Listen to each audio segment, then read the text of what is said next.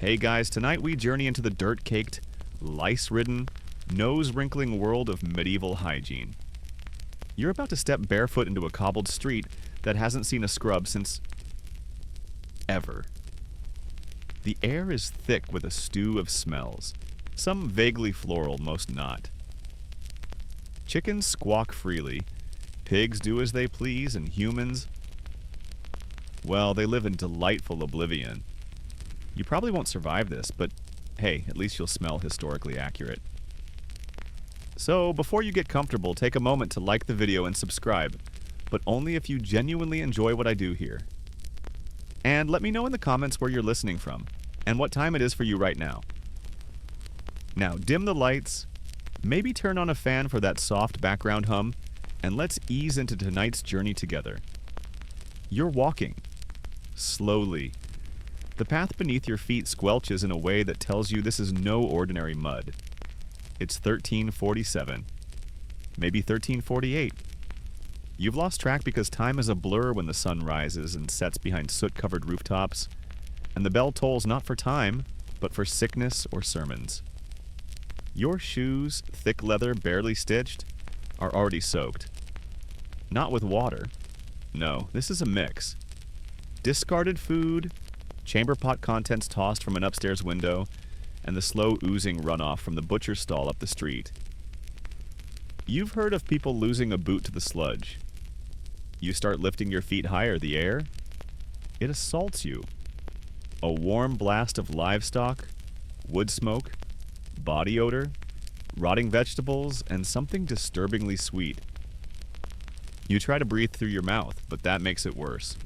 Now you taste it. To your left, a child darts barefoot across the street, chasing a wooden hoop. His feet slap the muck like he's never known fear. He hasn't. He also hasn't had a bath in 3 years. But you'll learn more about that soon. That house you're walking past, it's timber-framed, leaning precariously as if it's trying to whisper something secret. Maybe it's saying, "Don't step there," but it's too late. Your foot sinks slightly into what you pray is cabbage. There's movement above. A second-floor window creaks open, and instinctively you leap to the side.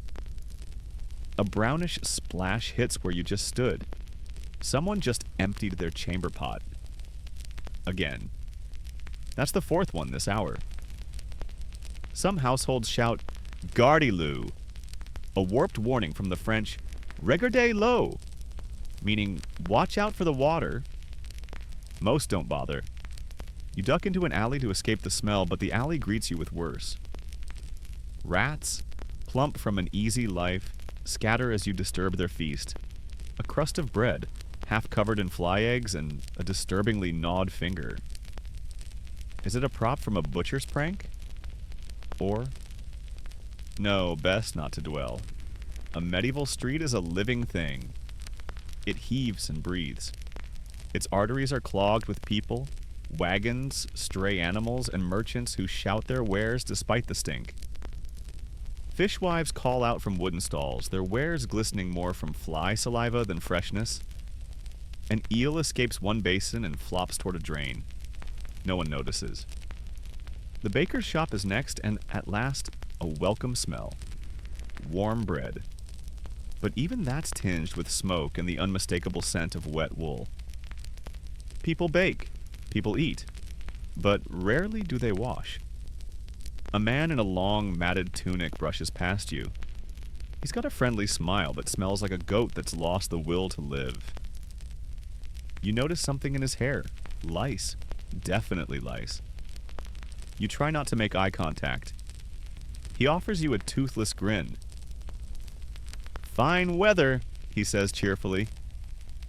You nod, because there's no medieval small talk more classic than pretending everything's fine while wading through filth. He points up the street. "Barber's giving free leechings today. Feel light as a feather after." You smile politely and edge away. Note to self: avoid free anything involving leeches. A chicken pecks at your shoe.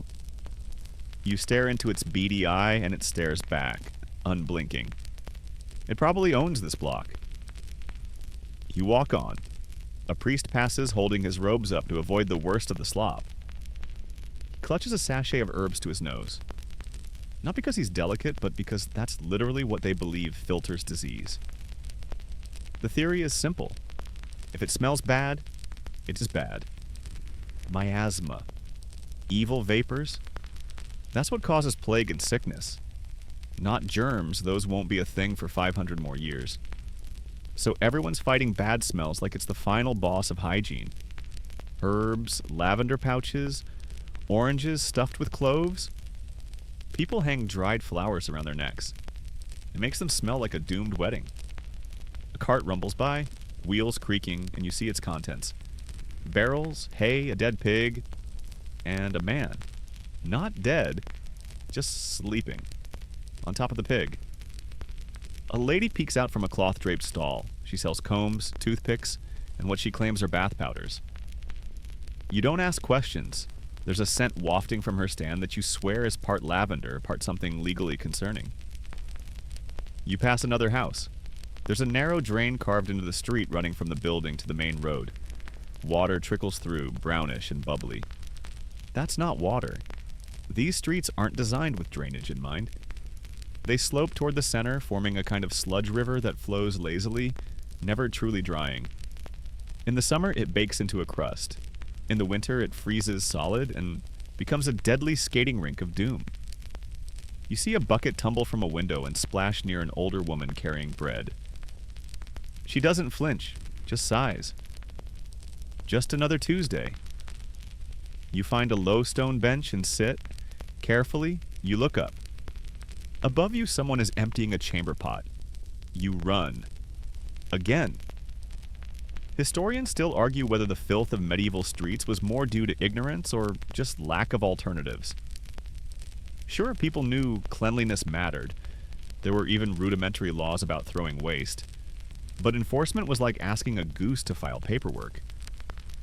A few cities tried. London had ordinances about trash dumping, and Paris had public sanitation notices. But good intentions can't beat 1,000 years of barefoot kids, stray pigs, and 0 sewer systems. You finally step into a courtyard. It's quieter here. Less crowded. A cat slinks by, looking smug and suspicious. Probably ate something alive 10 minutes ago. You breathe. It's still foul, but maybe less foul? Or maybe you're just adjusting. Your nose is evolving. Your standards are crumbling. You're becoming one of them. And just when you think you've found peace, a man nearby starts coughing violently. He holds a cloth to his face, pulls it away, and yep, blood. But let's not worry about that right now. That's a story for later. For now, you're here, ankle deep in history's filthiest welcome mat. Sleep tight.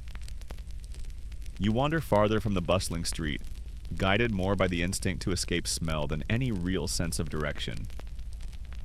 At the edge of the village, you find a wooden structure with steam curling out from its cracks.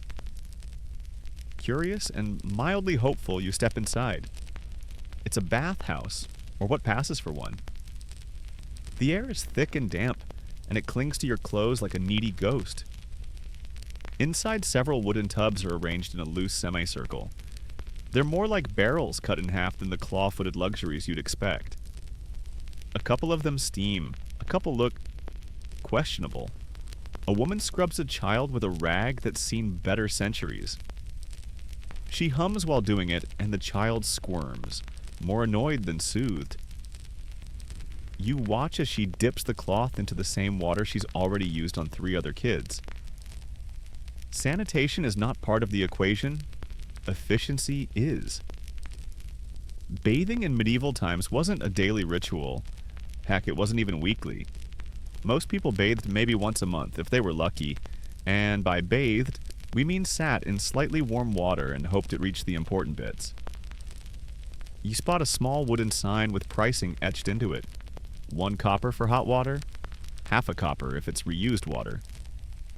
Yes, you read that correctly, used. The first person gets cleanish water. The 7th person is practically just marinating in everyone else's filth. You consider the implications and back away from the tub, like it might lunge at you. Bathhouses were once more popular, especially during the Roman Empire's heyday. But by the medieval period, especially the later Middle Ages, public bathing had begun to fall out of fashion. Why? Well, several reasons. First, firewood was expensive. Heating enough water to fill even one small tub meant burning through valuable resources. Second, the church. Religious leaders started whispering that public bathing encouraged sinful behavior. Because surprise, people often got very friendly in steamy rooms. Some bathhouses were also thinly veiled brothels, and the lines got blurry fast. Third, and perhaps most absurd, people started thinking baths were dangerous. Not just a little risky, but full-on, this might kill you territory. The logic went something like this. Bathing opens the pores, and open pores let disease in, so, ironically, cleaning yourself made you vulnerable. It was like walking into battle without armor, only your armor was dirt. Doctors wrote treatises explaining how water exposure could unbalance the humors and cause fevers, plague, or even sudden death. One writer warned that those who bathe frequently are often struck down by catarrh and weakness of the limbs. Another claimed cold baths would drive blood away from the brain, leaving a man confused. Basically, take a bath, lose your thoughts. So people stopped bathing, or rather, they adjusted. Dry washing became popular. That meant rubbing your skin with a dry cloth or brushing it with straw to remove visible dirt. You didn't necessarily smell better, but you looked a bit less like you wrestled in a pig pen. Some nobles, still obsessed with appearances, used scented oils instead of washing. They'd apply perfume, rose water, or even vinegar to mask the smell. One French count was famous for dousing himself with orange blossom water so liberally that his dog once fainted. You spot a young man outside the bathhouse. He's shirtless, scrubbing himself with a mix of ash and cold water in a wooden basin. His teeth chatter, but he seems determined. A nearby woman shakes her head. "You'll catch the sickness doing that," she mutters, covering her mouth with her sleeve. He shrugs. "Rather die clean." Historians still argue whether people truly believed bathing was dangerous, or if it was just a convenient excuse to avoid the cost and effort. There's debate over how widespread this belief was. Some regions kept bath culture longer, especially in southern Europe and the Islamic world, where bathing remained tied to spiritual cleanliness. In fact, if you'd wandered into 13th century Cordoba or Cairo, you'd be shocked by the dazzling bathhouses. Marble floors, hot steam, and actual soap made with olive oil and lye. But you're not in Cordoba, you're in a muddy hamlet with half a boiled tub and 3 guys who look like they haven't seen water since birth. Soap, by the way, did exist, but it was a luxury. The good stuff, made with lye and animal fat, was expensive and often imported. Poorer folks used what they could: ashes, sand, even fermented urine. Yes, urine. It contains ammonia. It works as a cleaning agent. That doesn't make it less disturbing. A man wanders past carrying a small wooden bucket. You catch a glimpse inside. Yep, soap made from goose fat. It smells faintly of despair. At the edge of the square, a wooden stall is selling herbal sachets. The vendor claims her mixture will clean the spirit and the skin. You peek inside. Lavender, sage, maybe mint. She grinds them together with a stone and wraps the powder in thin linen. People buy them to scrub their armpits or to wear under their tunics as deodorizers. You ask her if she's ever taken a bath. "Once," she says. "For my wedding, I didn't like it." She chuckles and hands a sachet to a passing knight, who tucks it into his armor. Metal doesn't breathe, and the stench of armored men in summer could probably be weaponized. You continue wandering and stumble upon a large wooden tub behind a tavern. 2 men sit in it, pink-faced from the heat, drinking ale straight from the pitcher. Steam curls around them like they're simmering in broth.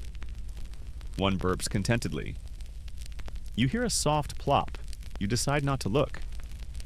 Still, this is a social ritual. Bathing, when it happens, is often communal. People chat, gossip, maybe even seal business deals while soaking. It's not just about getting clean, it's about bonding. A monk walks past eyeing the tub suspiciously. He clutches his robe tight, probably thinking about temptations and sin. Monasteries sometimes had rules limiting bathing to once a month. Some stricter orders allowed only 4 baths a year, that's 1 per season. If you miss spring, tough luck. And yet, despite everything, people tried. In towns with access to rivers, locals would sometimes wade in, especially in summer. The water wasn't exactly pure, but it was better than nothing. You see kids splashing in a shallow stream nearby. They laugh, toss reeds at each other, and completely ignore the dead fish floating 5 feet away. You pause on a stone ledge and look out over the village. The sun's setting, casting a golden light that somehow makes even the grime look charming. In the distance, chimney smoke curls lazily into the sky. A dog barks. A cart clatters. You realize something. It's not that medieval people didn't care about cleanliness. It's that they understood it very differently. To them, being clean meant removing visible dirt, smelling like herbs, and avoiding the kinds of water that might steal your soul or your sanity. They didn't have modern science. They had instincts, trial, and error, and a lot of wild guesses. And sometimes those guesses involved pouring vinegar on your feet and hoping the lice would respect your boundaries. So you rise, shake off your bathhouse observations, and head back into the village. The smell welcomes you home. You're walking again, but your attention keeps drifting upward. To heads. Specifically to what's crawling in them. Let's talk hair. A man passes you, his brown curls peeking from under a felt cap that looks like it's never met soap. His beard is impressive, full, wiry, and shining with what might be animal fat. You wonder, for a horrifying moment, whether it's deliberate. Spoiler, it is. Hair in the medieval mind was more than just vanity. It was identity, status, even health. But hygiene? That's complicated. For men, long hair was the norm, at least among those who could afford the time to let it grow and the energy to not care when it got tangled. Beards came and went depending on fashion, region, and religion. Knights and nobles often had sculpted facial hair to signal virility, wisdom, or that they had at least 3 squires who combed it daily. Commoners? They had whatever hair life gave them. Women's hair, meanwhile, was sacred and scandalous. Married women kept it covered almost always, wrapped in linen, braided tight, or tucked under wimples and veils. Uncovered hair was considered either flirtatious or foolish or both. Young maidens might wear their locks long and loose, especially at festivals, but once a woman married, her hair vanished like a magician's dove. But what about cleanliness? Lice were basically roommates. Everyone had them. There was no shame in scratching your head during dinner. It was as routine as reaching for salt. You pass a young boy sitting on a stoop, and his older sister is carefully combing through his scalp with what looks like a carved ivory tool. She pauses, squints, picks something off, and flicks it into a nearby gutter. The circle of life. Combs were incredibly common, carried on belts or hung from neck cords. They were usually made from wood, bone, or horn, and some were downright beautiful, carved with animals or vines. Dual-sided ones had wide teeth for tangles and narrow ones for bugs. Grooming was both vanity and pest control. There were even love poems about combing each other's hair. Romantic? Maybe. Itchy? Definitely. You spot a man selling oils from a wooden cart. He boasts that his rosemary and nettle concoction makes hair grow faster and keeps the tiny beasts away. A crowd gathers. He rubs the oil into a woman's scalp while she winces, probably from both the stinging herbs and the realization that it smells like an old soup pot. Still, people tried. Washing hair was rare, again because of water paranoia and soap scarcity, but when it did happen, it often involved herbal rinses. Sage, lavender, mint, and vinegar were favorites. Not exactly head and shoulders, but it did leave you smelling less like livestock. Monks shaved the crowns of their heads in a style called the tonsure. not for cleanliness but for religious humility. It was also extremely drafty. You see a novice rubbing his bald circle with a grimace. He looks at the sky as if to blame God for the breeze. You relate. In villages, it wasn't uncommon to burn clothes to get rid of lice infestations. If you couldn't afford that, you boiled them. If you couldn't do that, you just kept wearing them until the lice gave up from exhaustion. Historians still argue whether lice were ever truly managed, or whether medieval people just built up some form of mutual tolerance, like bad roommates who agree not to touch each other's stuff. And then there's the fringe stuff. Some cures for lice included rubbing ashes into the scalp, applying crushed garlic, or brace yourself using goose fat mixed with mercury. That last one sounds like a chemical weapon, and to be honest, it kind of was. People died trying to be clean. Speaking of fringe, eyebrows. Fashion trends occasionally got weird. In some regions, women plucked their eyebrows completely and shaved their hairlines to make their foreheads look grander. Beauty apparently meant looking perpetually surprised. You watch one noblewoman painstakingly pluck her brow with a hot needle, murmuring prayers the whole time. Beauty hurts. Or maybe it just burns.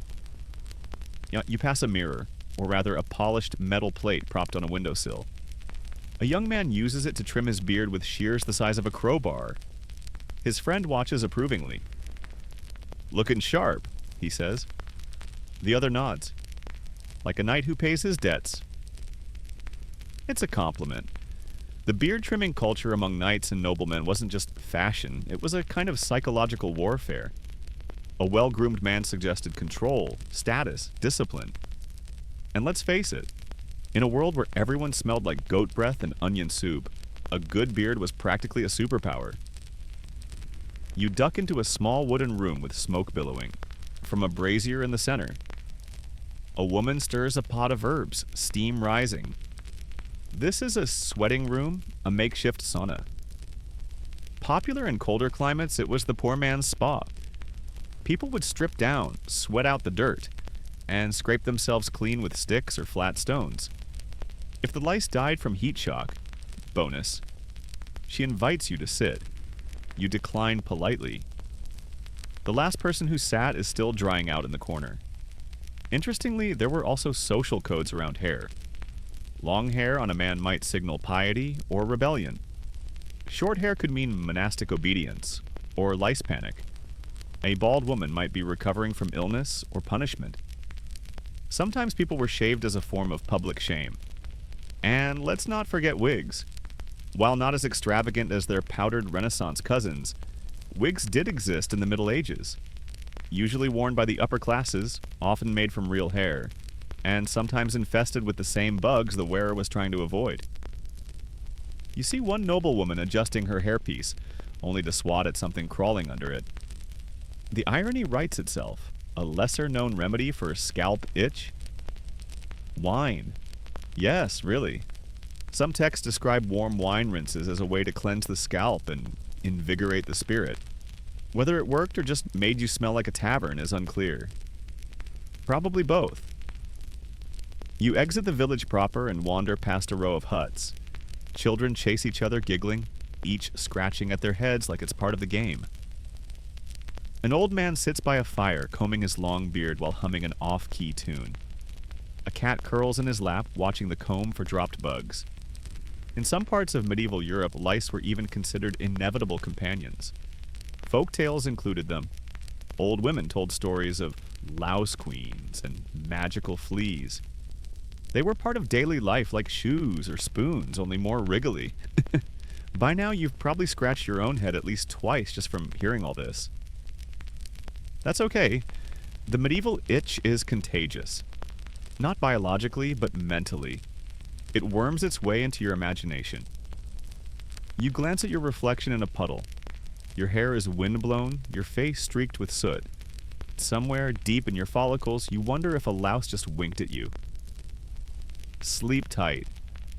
You press forward, brushing an imaginary louse from your collar. It's mental now. You're forever itchy. But the next horror on your hygiene tour is waiting. this time inside your mouth. The tavern beckons. Warm candlelight, clinking mugs, and the vague promise of roast meat lure you in. But as you step inside, your nose twitches. Not from the usual medieval stench, but from a wave of garlicky, meaty, wine-soaked breath that hits like a slap. You recoil, accidentally bumping into a toothless man grinning like a jack-o'-lantern. Apologies, he wheezes and burps. You wonder, how did anyone survive with teeth in this world? The answer? Many didn't. Let's be honest. Medieval dental hygiene wasn't non-existent, but it hovered dangerously close to chaos. You glance around the tavern. Most mouths are a mess. Yellowed teeth, brown teeth, no teeth. It's a dental-haunted house. So how did people clean their mouths?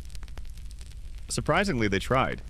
Toothbrushes didn't exist in the modern sense, but that didn't mean people ignored oral care. You see a woman in the corner, chewing on a twig. Not boredom, this is intentional. That's a chew stick, usually made from aromatic woods like birch, hazel, or sometimes even fennel. Chewing softens the end into bristles. She gently scrapes it along her molars, humming. Chew sticks were the ancient world's toothbrush, passed down from the Egyptians to the Islamic Golden Age, and later into medieval Europe. They were cheap, effective-ish, and didn't require lye, which was always a win. Tooth powders also existed. A man at a nearby table pulls out a small leather pouch, dips his finger in, and rubs his teeth with something that smells faintly of mint and chalk. Powders could be made from crushed herbs, ashes, charcoal, or even powdered bone. Some added salt or vinegar to purify the mouth. Historians still argue whether these methods were truly effective or more ritual than reality. The abrasiveness certainly scrubbed away plaque, but also enamel. Tooth sensitivity was likely just called a Tuesday. The real enemy, however, was sugar, or rather its growing availability. In earlier centuries, sugar was so rare it was medicinal, but by the late Middle Ages, trade routes brought it in bulk. Nobles began indulging, and with indulgence came decay. Royal dental records are a horror show. Queen Elizabeth I, a bit post-medieval but still relevant, had famously blackened teeth from sugar abuse. The rot wasn't unique to her. Nobles sometimes kept rotten teeth as status symbols, proof that they could afford luxury. Across the tavern, a bard sings a song with a whistle in every HYGIENE. Turns out he's missing 3 front teeth. He lifts his mug in cheer, swishing ale around it like it's mouthwash. It kind of is. Alcohol was thought to kill mouth rot, and rinsing with wine or beer was common. Brushing, optional. Gargling, daily, drunkenly, even better. You take a seat and watch as a merchant unwraps a linen cloth and removes a set of tools. Tweezers, a bone pick, and what looks like an iron ice hook. It's his dental kit. He offers his companion a turn. The man leans back, opens wide, and, yep, starts yanking at something. Dental work in the Middle Ages was DIY or done by barbers. Not dentists, barbers. The same people who shaved beards, cut hair, and applied leeches were also pulling teeth in the back room. No anesthesia, just iron will and a shot of something strong. If a tooth went bad, you had 2 choices, endure or yank. Some people tied string around a loose tooth and attached it to a door. Others used hot coals to deaden the nerve before pulling. A brave few asked blacksmiths for help. Yes, blacksmiths. Outside you spot a man spitting blood into the dirt. His friend claps him on the back. Better out than in, eh? You nod sympathetically. Better out than gangrenous. One curious and rather fringe belief was that worms caused toothaches. Yes, toothworms. Tiny creatures living inside your molars, gnawing at nerves and causing agony. Some remedies involved smoking the worms out with herbs or even blowing tobacco into the mouth with a reed. People swore they saw worms wriggle out. Historians now suspect they mistook exposed root pulp for squirming. One noblewoman's journal describes placing heated copper upon the cheek to chase the creature, which sounds both ineffective and painful. You imagine medieval molars as haunted castles besieged by invisible beasts. And then there were breath remedies. Bad breath, halitosis, was a known nuisance, even if its cause wasn't. People chewed parsley, cloves, or cardamom. Some stuffed orange peels with herbs and held them under the tongue. Others chewed licorice root until their mouths went numb. You watch a group of monks pass by. One is muttering prayers, but the other is swishing something in his mouth, a blend of vinegar and rosemary. You nod approvingly, then realize you're rooting for mouthwash like it's a sports team. In the corner, a man lights a dried sage leaf and waves it near his lips. It's not a ritual. It's a desperate attempt to cleanse whatever demons live behind his gums. You exit the tavern, stomach growling, and stumble upon a bakery. The smell is heavenly. Fresh bread, roasted nuts, and something sweet, apple tarts. You buy one, take a bite, and immediately understand the dental dilemma. The sugar clings to your teeth like tar. There's no toothbrush in sight. You're medieval now. You just live with it. You glance around, looking for water. Instead, you find a communal bucket with a ladle. It's lukewarm and smells faintly of feet. You pass. Further down the lane, a tooth drawer has set up shop under a tent. His sign reads, "Pain swift, coin cheap." You hear a scream, then applause. He bows. Back then, having all your teeth was a miracle. False teeth existed but were terrifying, made from animal bone, ivory, or dead people's teeth. Yes, really. After a battle, looters would extract teeth from corpses and sell them to denture makers. If that doesn't make your molars itch, nothing will. You see a merchant with perfect teeth. Suspiciously perfect. Too white, too even. You wonder if they're borrowed. He catches your gaze and smirks. "Boar's tusks," he says, tapping them proudly. "Imported." You nod, impressed, horrified. Night falls, a chill sets in. You sit near a fire pit outside the town gate, reflecting on everything you've learned.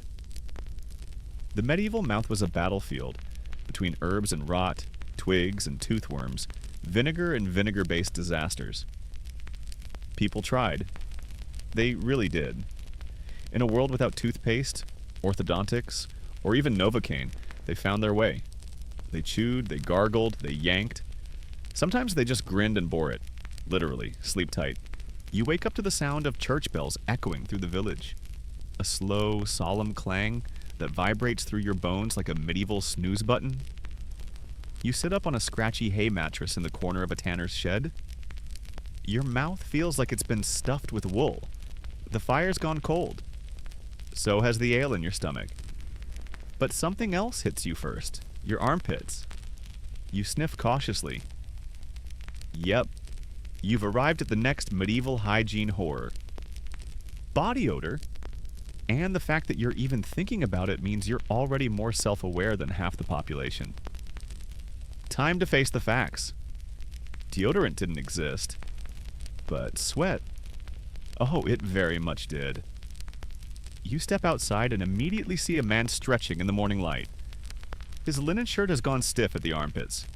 He yawns, lifts both arms, and you swear a nearby bird faints mid-flight.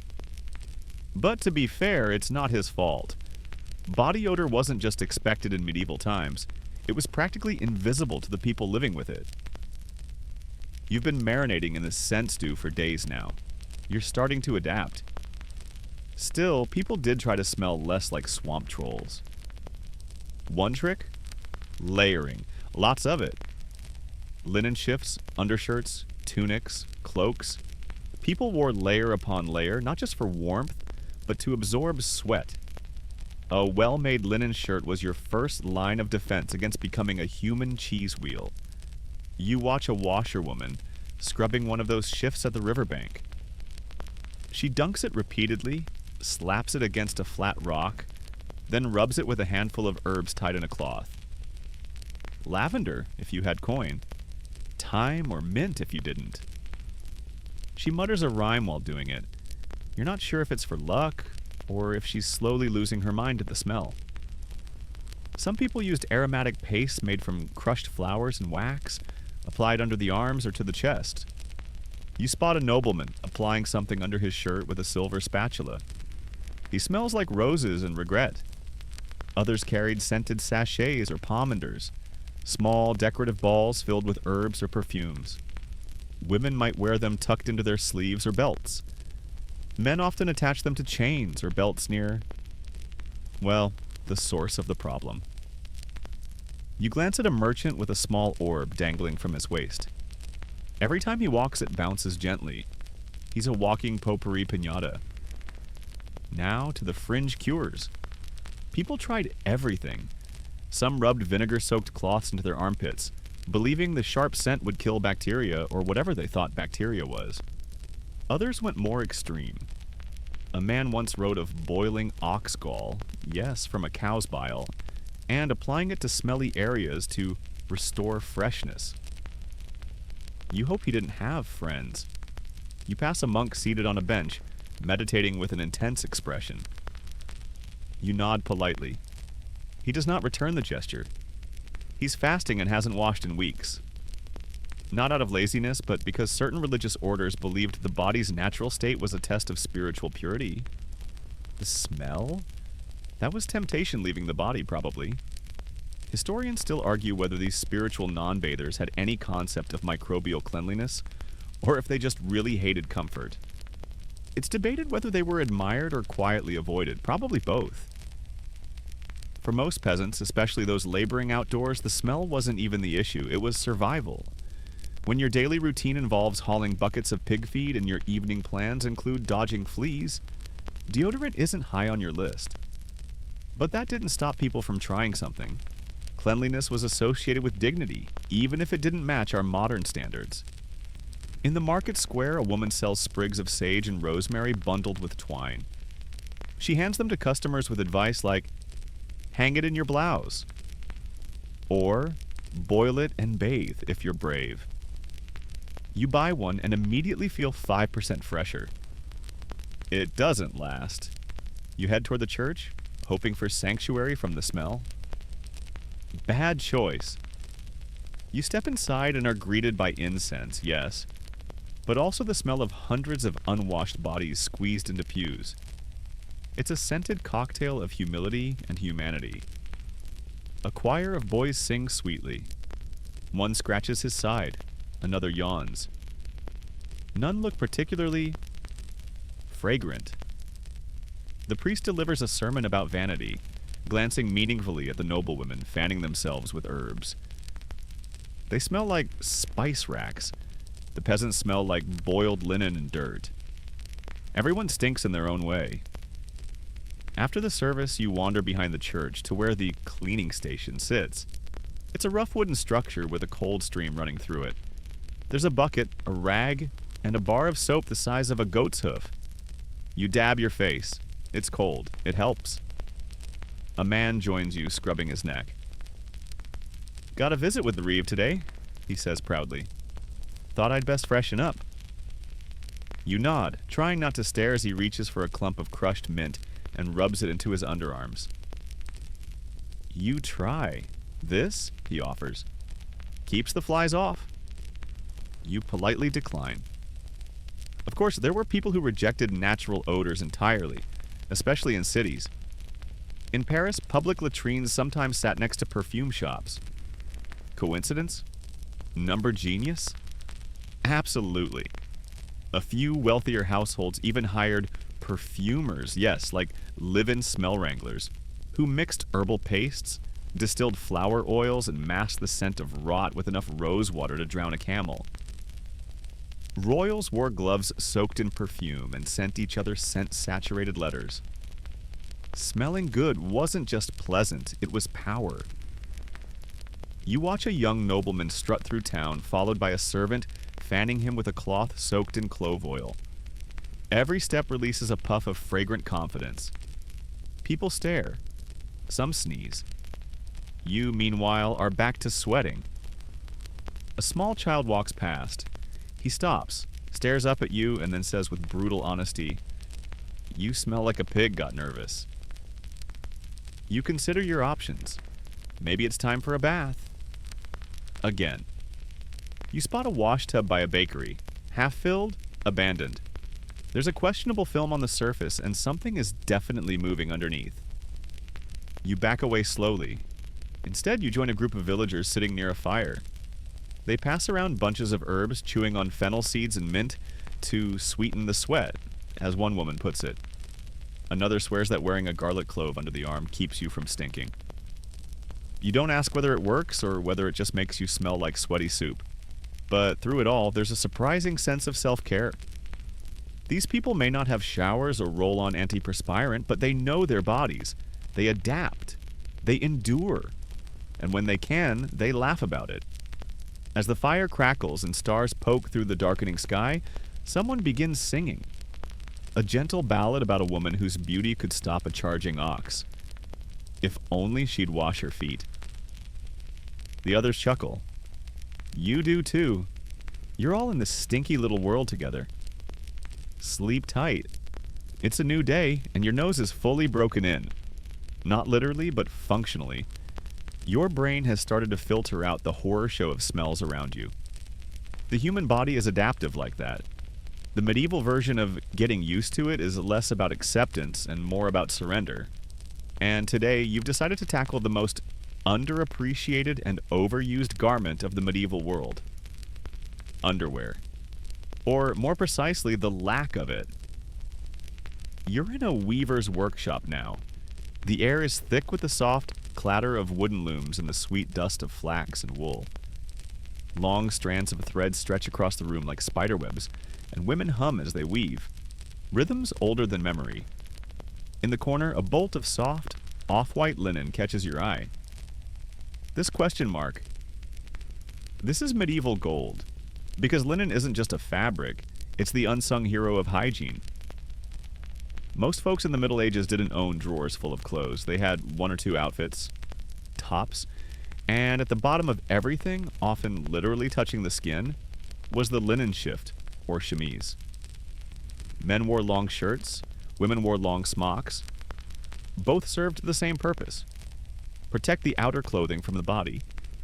But also, trap sweat, grime and body oils in something that could be washed easily and more often than, say, a velvet tunic with silver buttons and 5 layers of existential weight. You glance over at a laundry line behind the shop. Linen shifts flap lazily in the breeze like medieval surrender flags. They're all off-white, some patched with darker cloth, others faintly green from grass soap or herbs. Historians note that linen shifts were considered underwear by medieval standards, meaning no one wanted to see them, but everyone needed them. You catch a glimpse of a peasant man on the road, stripped down to just his shirt as he hauls firewood. It clings to him in the worst possible way. He either doesn't care or has long given up. And here's the thing. These shifts weren't washed every day. Maybe once a week, maybe less. Water was scarce.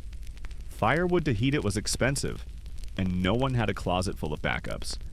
So what happens when you wear the same linen shift every day, sweat in it, sleep in it, and maybe occasionally use it as a towel? That thing becomes alive. It becomes a pet, a gross, cottony pet. Now let's talk underwear in the modern sense. Underpants, briefs, drawers. Most medieval people didn't wear them, or if they did, it was shockingly rudimentary. A triangle of cloth, a belt, some string. The word braise comes to mind for men's linen breeches, but they were more like loose boxer shorts. Comfortable, maybe? Clean? Let's not go there yet. Women, especially peasants, often wore nothing under their shifts. Why? Because if you've got to lift your skirts to relieve yourself in the field, layers only slow you down. Practicality wins. This brings us to the medieval washerwoman, a career built on battling stains so terrible they could bring a grown knight to tears. These women hauled linen to rivers, pounded it on stones, boiled it in lye, and beat it senseless with wooden paddles. You pass one now, elbow deep in soapy water, muttering what sounds like curses and prayers at the same time. She glances up. Shift stains, she grumbles. Some of these men don't know what a bath is. You smile sympathetically and back away quickly. A noblewoman walks past with a servant carrying a basket of fresh linen. The edges are embroidered with her family's crest. Her shifts are custom made. Her sweat presumably is nobler. But it's not just about function. Linen was tied to modesty. Sleeping without a shift? Indecent. Being seen in just your shift in public?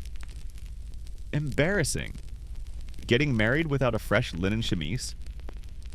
Basically a crime against your mother. You arrive at a tailor's stall. A young man is selling padded doublets and thick wool cloaks. He leans in, whispering, "And I've got French linen? Real soft. Smuggled past 3 toll gates." You touch the fabric. It's buttery, smooth. It smells like lavender and crime. You want it. Linen also had a strange sort of spiritual reputation. Some monks believed that wearing rougher fabrics, like hair shirts or coarse wool, purified the soul through discomfort. Others believed that linen, being cleaner and closer to purity, was spiritually superior. The arguments raged in cloisters. Meanwhile, villagers just wanted something that didn't itch. You peek inside a small cottage where a young couple is preparing for their wedding night. The bride is folding a freshly washed shift, her cheeks pink. It's been steeped in rose water. Her groom pretends not to notice, but he's clearly checking to make sure his best tunic doesn't smell like goat again. It's sweet. It's also rare. For most people, nighttime meant curling up in whatever you wore that day. Shift, tunic, mud stains and all. You weren't undressing so much as repositioning yourself for sleep. And yes, linen was absorbent, but it didn't kill odor.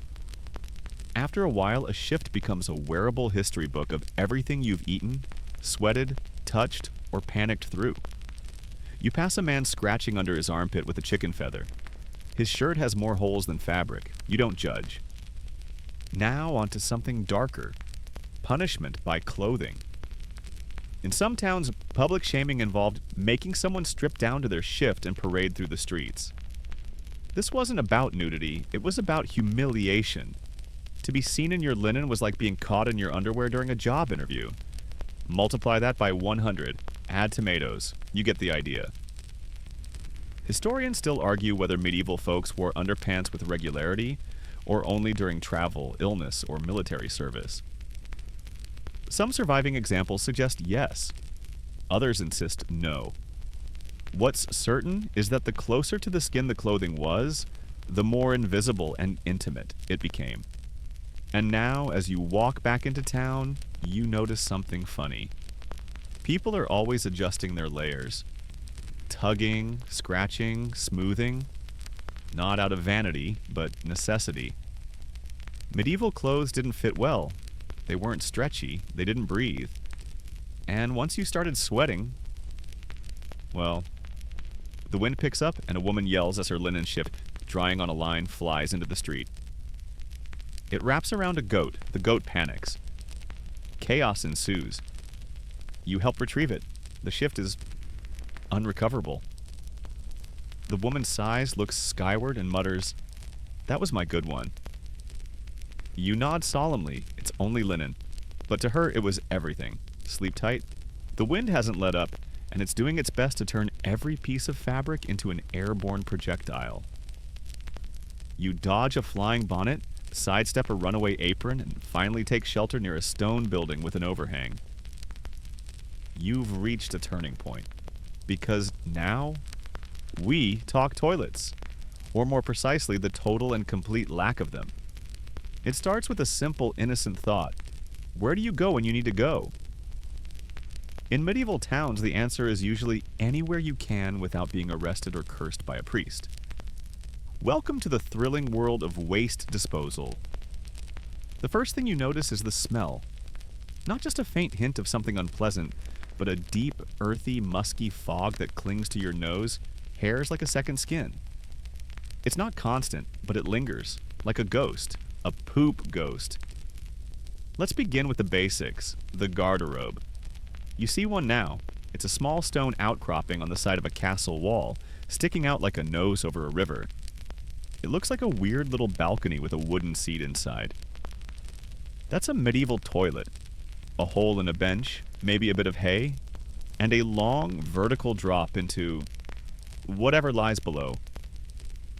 Garderobes literally mean guard your robes, because before the age of plumbing, robes needed to be well out of the way. Otherwise, things got messy. Think of it as a gravity-powered shame tunnel. You peek inside a small fortress.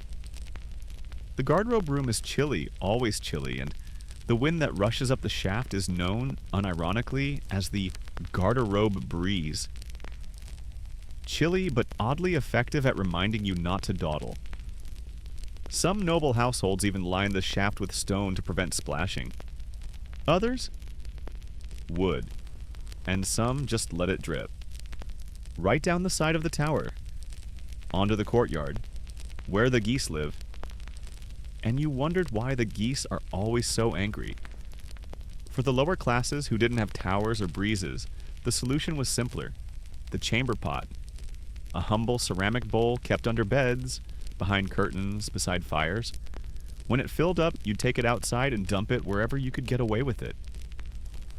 And when we say outside, we don't mean a proper disposal site.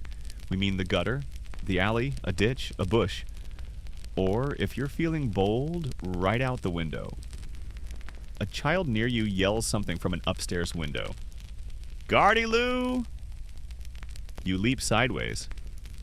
A moment later, the contents of a chamber pot splash into the street. You nod. The warning was appreciated, if not prompt. The concept of toilet etiquette was different.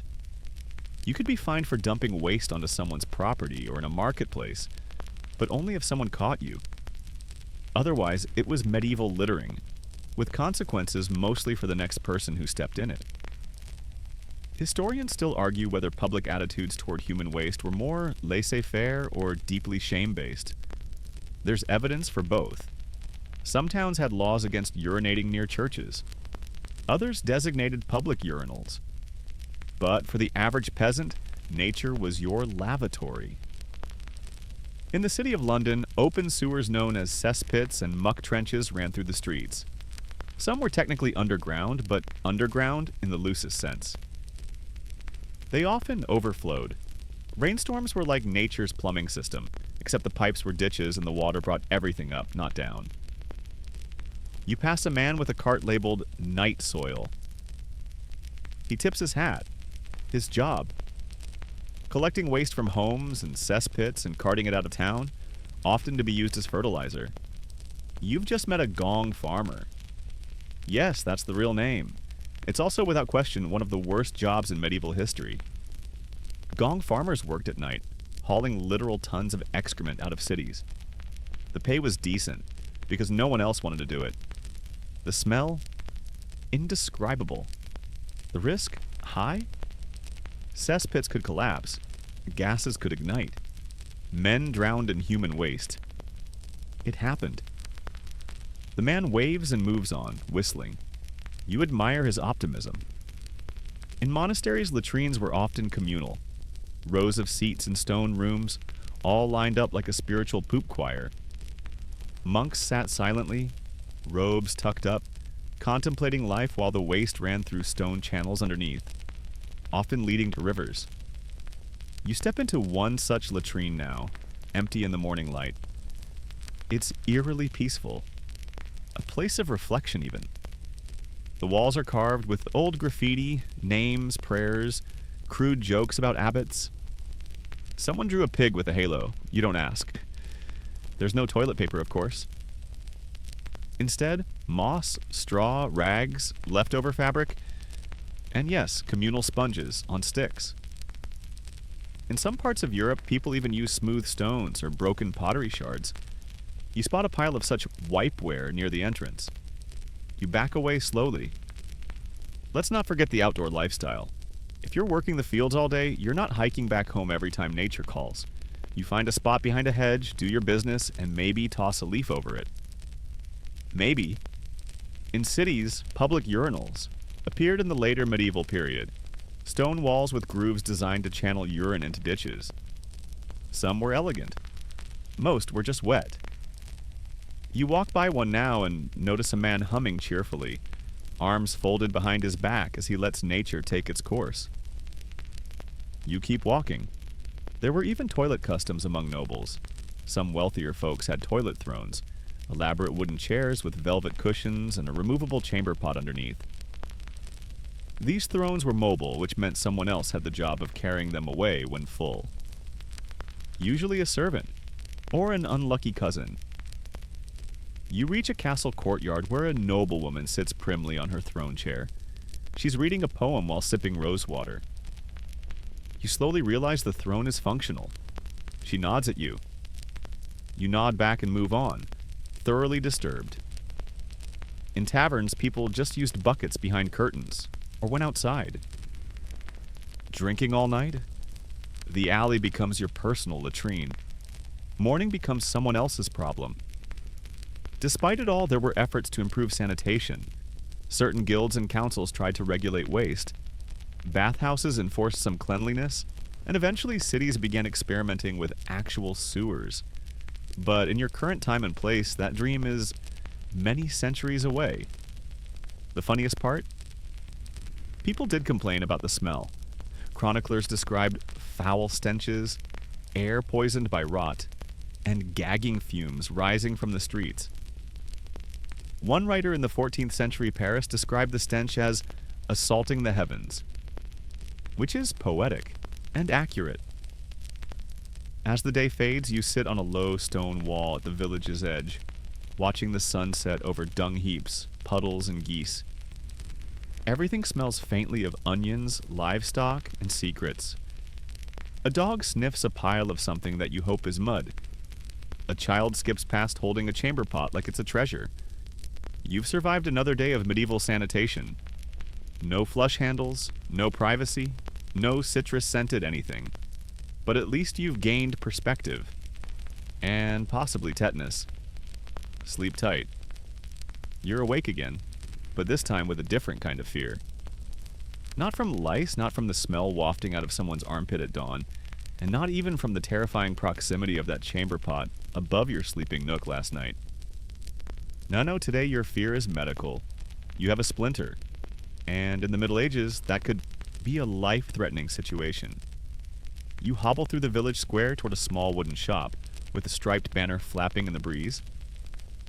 On it, a red and white pole, twisting, swirling, innocuous to modern eyes. But here, it's a warning label in full display. The barber surgeon is in. You push aside a hanging curtain made of stained linen and step inside. The smell of old blood, boiled herbs, and something disturbingly sweet hits you immediately. A man is sharpening knives. Another is rinsing a bowl filled with something reddish that you refuse to look too closely at. Got a splinter, you mutter. The barber grins. You're lucky. Yesterday I pulled a goat tooth out of a monk's thigh. You don't ask. Here's the thing about medieval medicine. It was more art than science. Less do no harm, and more try not to kill them before the infection does. Barbers were the multitaskers of the era. They cut hair, trimmed beards, performed tooth extractions, minor surgeries, even bloodletting, all without anesthesia, sterile tools, or anything resembling modern training. The red and white pole? Symbolic. Red for blood, white for bandages. The pole itself was gripped by patients during bloodletting so they wouldn't pass out and hit the floor, which they still sometimes did. As you sit down, the barber pulls out a small iron probe and pokes at your finger. This'll sting, he says. Or maybe not. Depends how God feels today. You brace yourself and scream. The splinter's out, but now your hand is wrapped in something that smells like mold and vinegar. You're given a shot of aqua vitae, strong alcohol originally meant for spiritual clarity, but now used as an impromptu painkiller. It works. Kinda. People in the Middle Ages didn't really understand germs. They believed in the four humors: blood, phlegm, yellow bile, and black bile. Balance was key. If you were sick, your humors were off. The solution? Adjust them. Got a fever? Too much blood.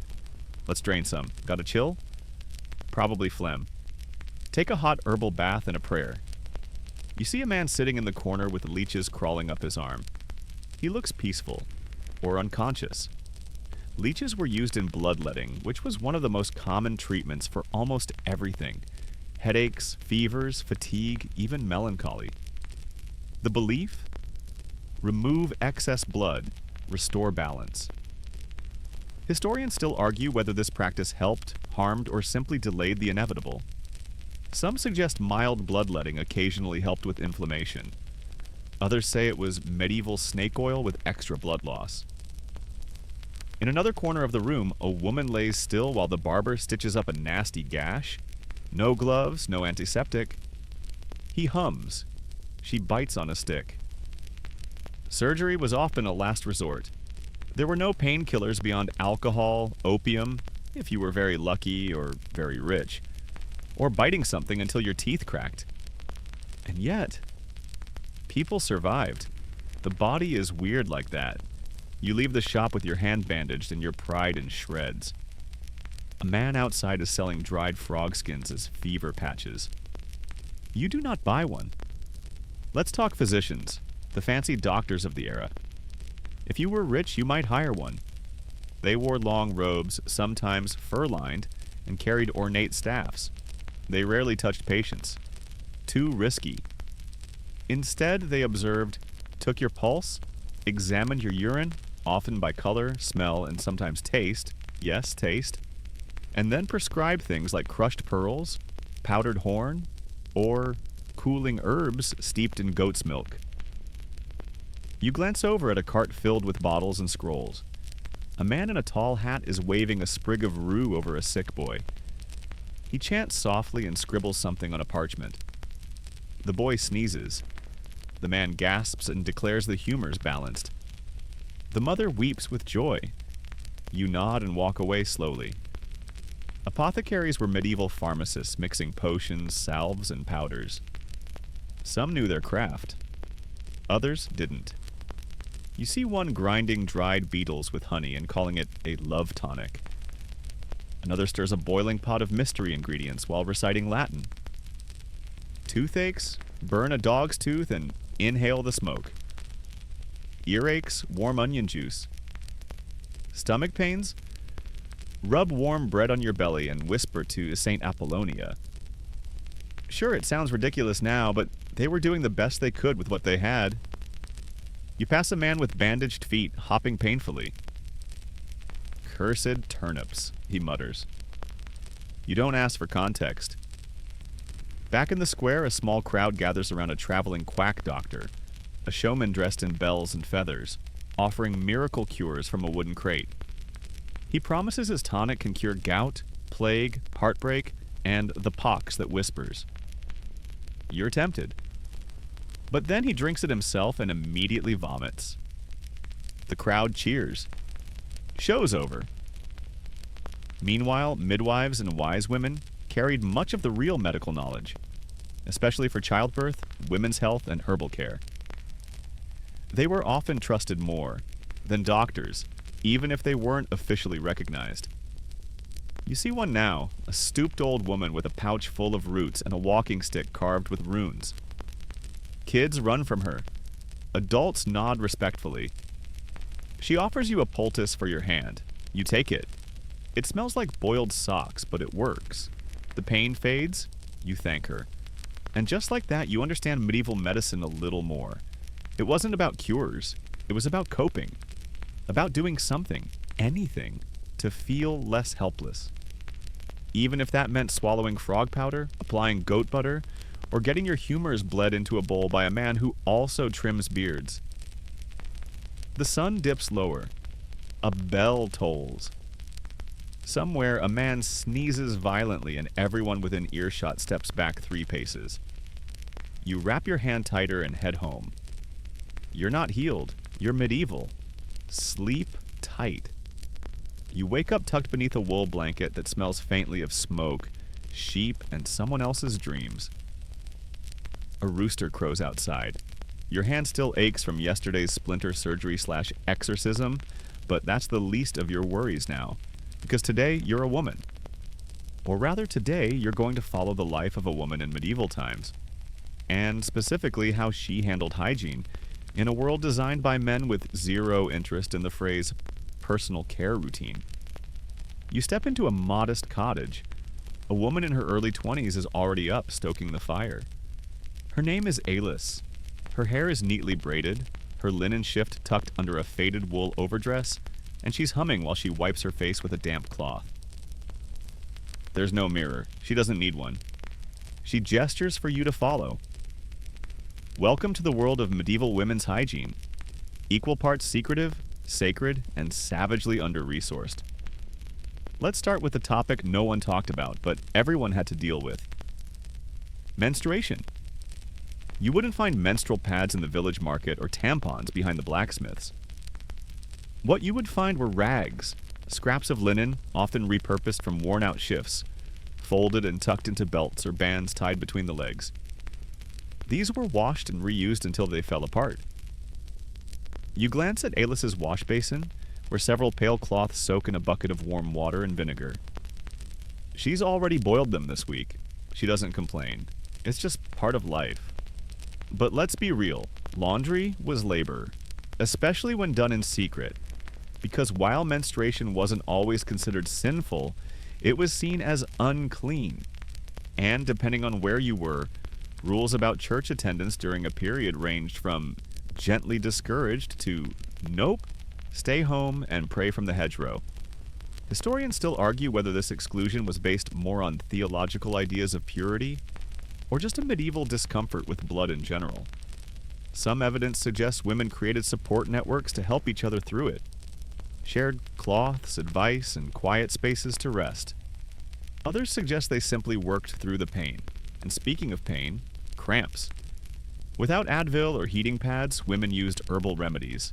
You spot dried mugwort, yarrow, and sage hanging from the ceiling. Brewed into teas or rubbed onto the abdomen with warm oil, they were the medieval equivalent of curl up and breathe through it. You notice Alice slipping a sprig of dried lavender into her belt, not just for scent, but for protection. Folk tradition claimed it warded off evil spirits and foul odors. Outside, you meet another woman, Agnes, older, sharp-eyed, with a cloth bundle in her hands. She's the local midwife. She helps deliver babies, treat infections, and, on occasion, whisper fiercely at rude husbands. Midwives were essential. More than just birth attendants, they were guardians of women's hygiene, health, and secrets. You follow her to a nearby cottage where a mother cradles a newborn, barely an hour old. The room smells of iron, milk, and damp straw. A faint smile curls on the woman's lips. You learned something in that moment. Clean meant survival. Midwives often carried herbal mixtures to wash birthing areas. Chamomile, warm vinegar, sometimes rosewater if they could afford it. They cleaned wounds with wine, burned herbs to purify the air, and whispered prayers to saints like Margaret or Bridget. And once a woman gave birth, she entered a period called lying in, a time to rest, heal, and, crucially, not bathe. Yes, you heard that right, because the prevailing belief was that washing after birth could let bad humors or cold winds enter the body and cause madness, bleeding, or worse. So, instead of cleaning with water, women surrounded themselves in it. Steam baths, herbal compresses, warm blankets. Sweat was seen as a purging process, a healing one. Bathing was feared, and yet they survived. You sit with Alice later, watching as she braids her hair tightly. Clean hair was essential, especially during menstruation. Some believed that uncombed hair invited bad luck. She uses a simple wooden comb and a bit of vinegar water. Her fingers move quickly, precisely, and then she does something surprising. She shares her comb with her younger sister. They joke, giggle, and pick out each other's lice with the practiced ease of people who've done this 100 times. It's gross, it's tender, it's human. Personal hygiene for women was a group project. Mothers taught daughters. Sisters helped sisters. Friends whispered tips in the candlelight. There were no YouTube tutorials, but the knowledge passed on. Quietly, faithfully. Some fringe beliefs, though, unhinged. One 13th century medical text advised women to wear the skin of a weasel during their period to prevent excessive flow. Another claimed that placing a roasted toad under the bed would draw the sickness from the womb. No, we don't recommend trying this, even in 2025. Other texts suggested drinking red wine during menstruation to replenish the lost blood. That one at least sounds mildly pleasant, if wildly medically inaccurate. You follow Alice to church where she stands outside while others go in. Today's a no entry day. Instead, she kneels beside a tree, hands clasped. Her faith isn't weaker, just redirected. Later, you help her hang linens on a rope behind the cottage. Some have faint stains. She doesn't care. They dry in the breeze beside tunics, socks, and a shirt with more holes than fabric. You sit on a log as she rubs her hands with rosemary water. Her nails are trimmed. Her skin's dry from soap root scrubbing. She's exhausted and proud. And there's one more truth about hygiene in a medieval woman's world. It was never just about the body. It was about dignity. Every cloth folded, every braid tied, every bitter herb chewed was an act of resilience in a world that offered few comforts. Women carved out spaces of control, tiny, fragrant acts of rebellion. As the stars appear, Alice braids her hair for sleep. She dabs her temples with a rag soaked in chamomile. She lays her shift over a chair. It's patched, worn thin, and still warm from her skin. You realize something. Medieval women didn't have less hygiene. They had a different relationship with it. Quieter, fiercer, more communal, and somehow beautifully personal. You lie back, the smell of herbs and hearth smoke curling into your dreams. Sleep tight. Sleep! Morning light spills over the village rooftops, and a fine mist lingers in the air like nature's attempt at air freshener. It's market day, and you're standing at the edge of a bustling square. But your attention isn't on the piles of turnips or the lady aggressively shouting about onions. It's on the sign swinging above a crooked wooden doorway. Saint.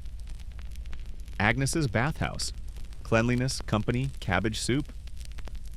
You step inside and immediately the air wraps around you like a heavy, wet wool cloak. The room is thick with steam, the scent of lavender oil, old wood, and something else. Possibly wet dog. Possibly regret. Welcome to the medieval public bathhouse, the steamiest, strangest, and arguably most misunderstood piece of hygiene history. At first glance, it looks like a spa. People are reclining in large wooden tubs. Some are chatting, some are sleeping, a few are eating. One man's got a bowl of cabbage soup resting on the edge of his tub, like it's completely normal to dine half submerged in tepid water. Spoiler, it was. Bathhouses weren't just places to clean your body.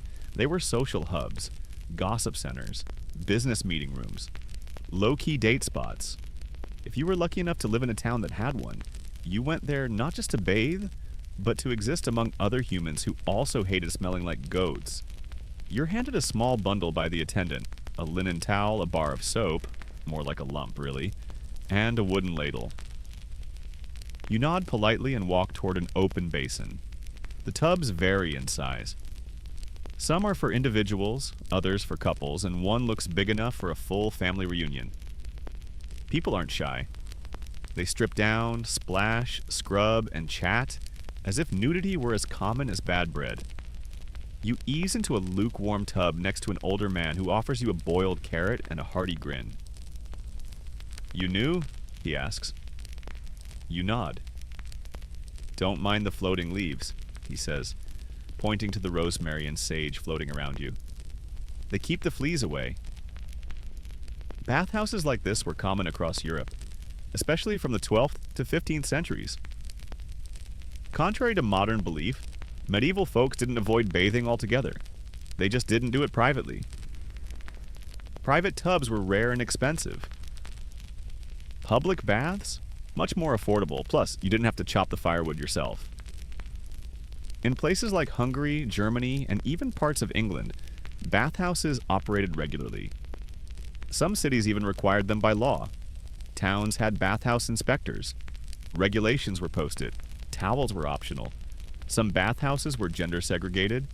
Others, not so much. In fact, you glance over and see a man and woman sharing a tub, sipping wine from the same cup, grinning at each other like it's their third date and no one's supervising.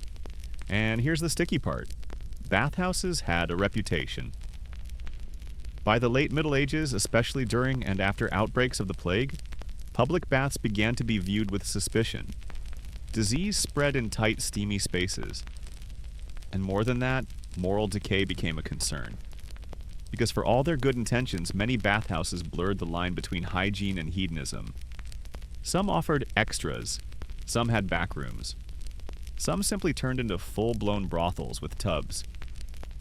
You hear a woman giggle behind a curtain. The attendant rolls his eyes.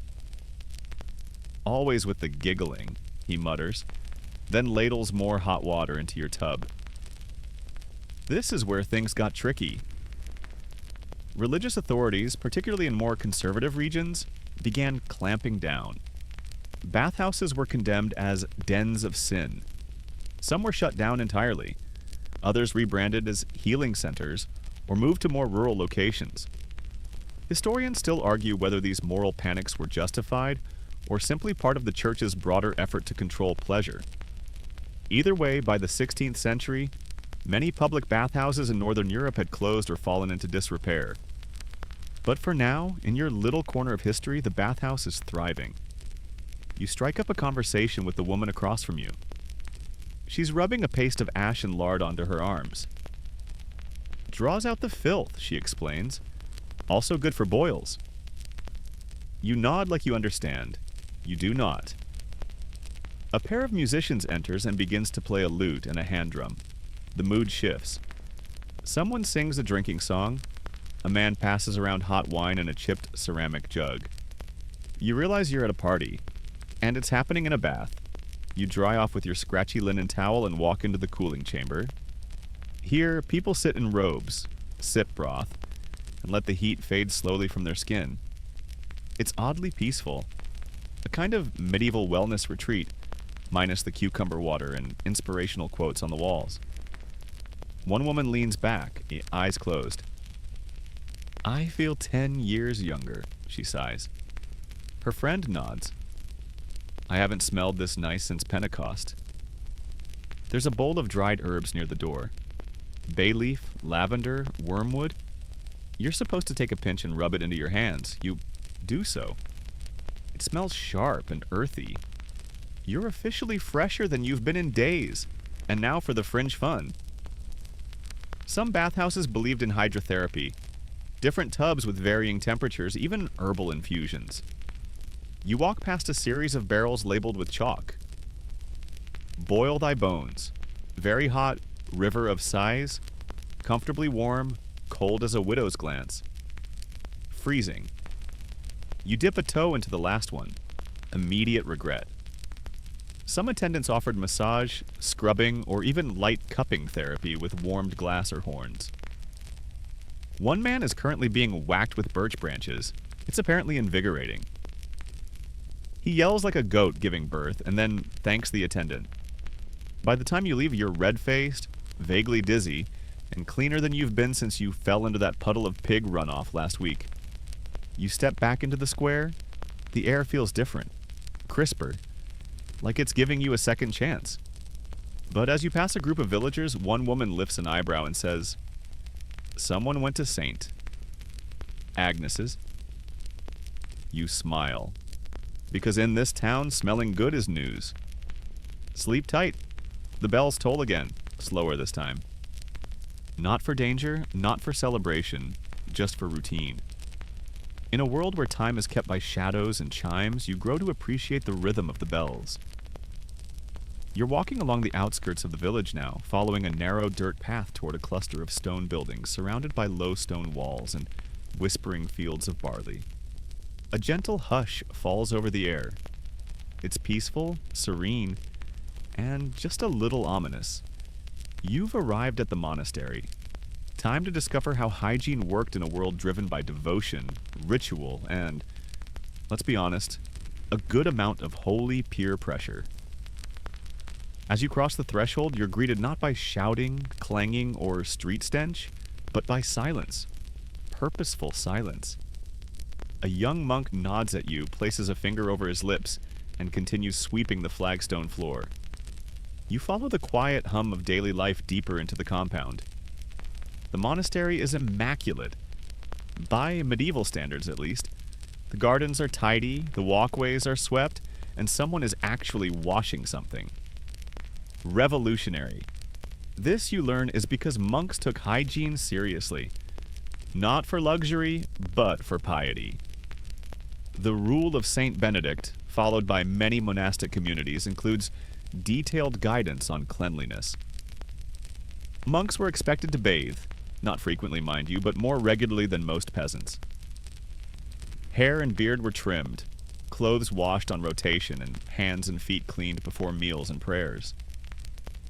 In the cloister courtyard, a few monks sit on low stools, washing their feet in small wooden basins. One splashes his toes with rose-scented water, looking mildly guilty about it. Another mumbles a prayer while scrubbing with what looks like salt and sage. The line between hygiene and holiness here is very, very thin. And yes, washing wasn't just about dirt. It was a spiritual act. You clean yourself to approach God. You cleanse your hands before turning the pages of sacred texts. You remove the soil of the flesh to nourish the soul. You peek into the lavatorium, a communal washing space often located near the refectory. Stone basins run along the wall, each with a brass spigot or simple pipe. Water flows from a cistern above, carefully rationed. Before meals, every monk stops here. Hands, face, maybe a quick splash to the neck. There's a stack of linen towels rotated daily. It's the medieval version of washing up before dinner, just with more Latin chants and less concern about who left the soap wet. Speaking of soap, monasteries often made their own, from animal fat, ash, and fragrant herbs. You spot a soaper monk stirring a bubbling cauldron over a fire. He hums a tune as he adds sprigs of lavender and a little mint. It smells oddly yet delightful. He offers you a lump the size of a potato. It's rough, lumpy, and smells like determination. You thank him. In the dormitory, rows of straw-stuffed mattresses line the walls. Each monk has a robe, a blanket, and a small chest. Simplicity is everything, but so is order. Robes are shaken out every morning, aired if possible, and mended regularly. You run a hand over a robe hanging on a peg. It's clean. Not just less dirty, but actually clean. You're stunned. You join the monks for a meal. Silence continues. Before eating, each dips fingers in a shallow basin, dries with a shared towel, and bows their head. The food is simple: bread, beans, maybe some fish. But the ritual? Immaculate. There's a subtle pride in monastic hygiene. Not flashy, not for show.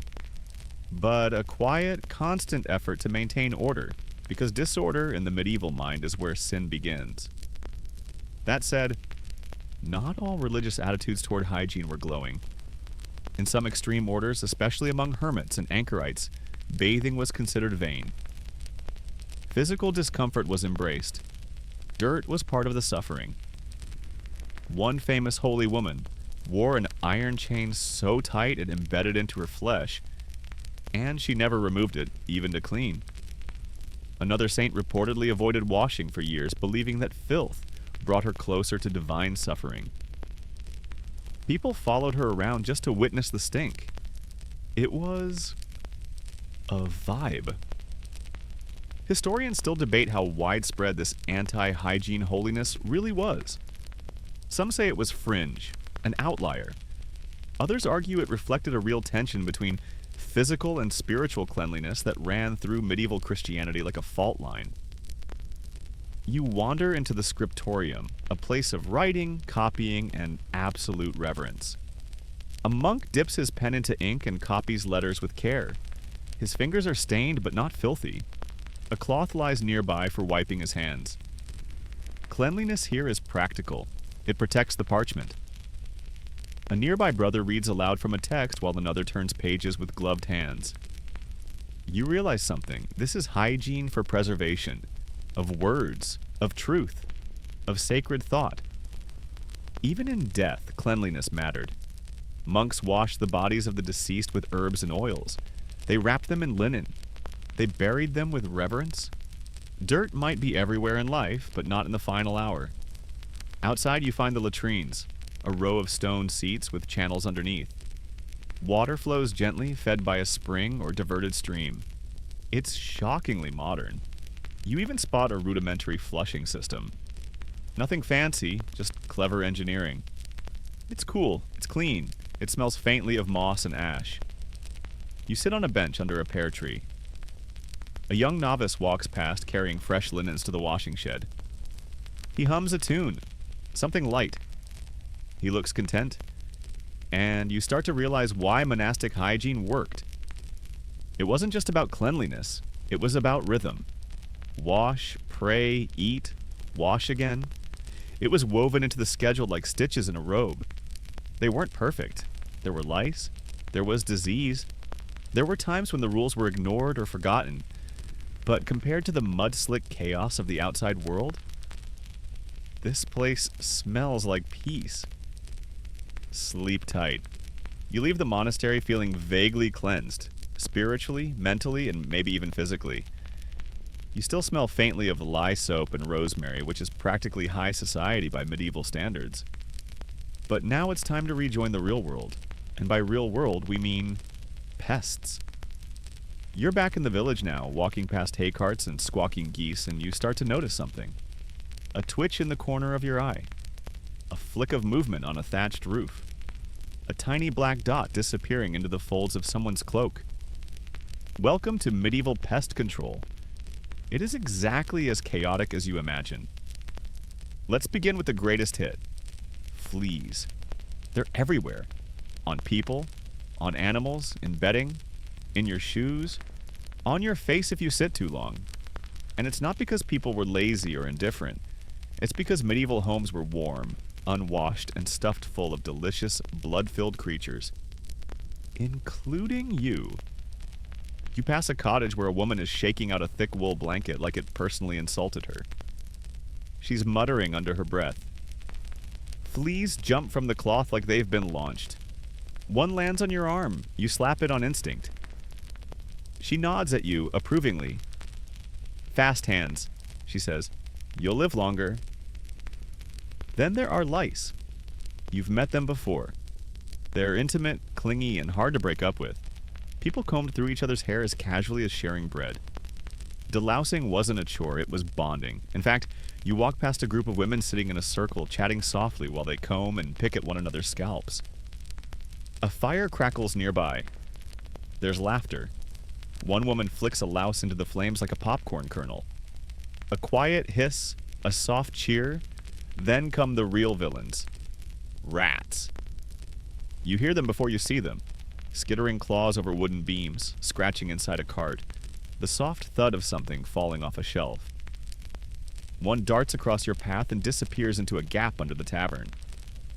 Rats were smart, bold, resourceful, and utterly unbothered by the humans whose food they stole, whose clothes they chewed, and whose faces they occasionally nibbled during sleep.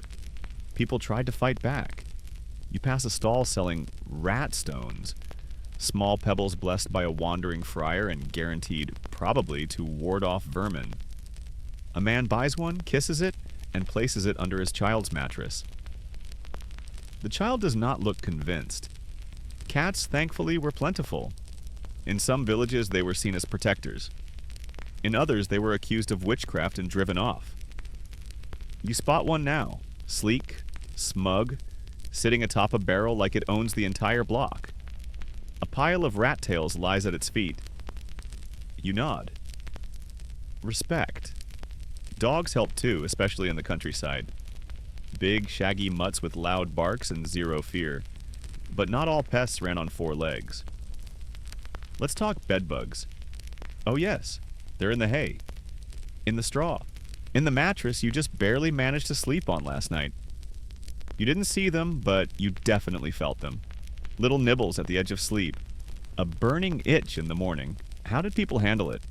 They aired out bedding in the sun, beat it with sticks, rubbed herbs into the seams. Some poured vinegar into the mattress. Others placed cloves, rosemary, or tansy under their pillows. A few even lined bedposts with garlic paste. It didn't always work, but at least your bed smelled like a salami. Historians still argue whether pest infestations were considered a major problem or just a fact of life. Some households went to extremes, scrubbing walls with ash, sleeping off the floor, or lining clothing with powdered mint. Others simply shrugged, scratched, and moved on. Now for the fringe stuff. You hear a man shouting in the square, holding up a large, hand-painted sign. He's selling plague-proof charms, carved bones tied with red string, supposedly effective against fleas, rats, and evil dreams. A crowd gathers. One woman asks, "Do they work?"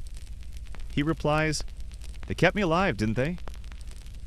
She looks him up and down. He's missing 2 fingers and 1 eyebrow.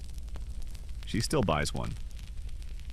Other pest control solutions included burning poisonous herbs like wormwood or rue to fumigate a room, letting snakes roam a cellar to chase out rats.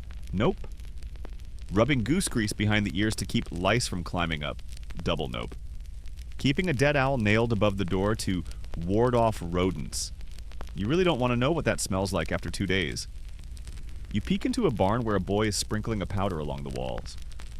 It's crushed eggshells mixed with pepper and ashes. His grandmother says it keeps scorpions away. There are no scorpions here, but he doesn't want to take chances. You're getting itchy just watching all this. By now, you've developed the medieval twitch, a quick shoulder flick anytime you feel a tickle. False alarm? Maybe, but maybe not. A beggar walks past with a cloak so alive it practically wriggles.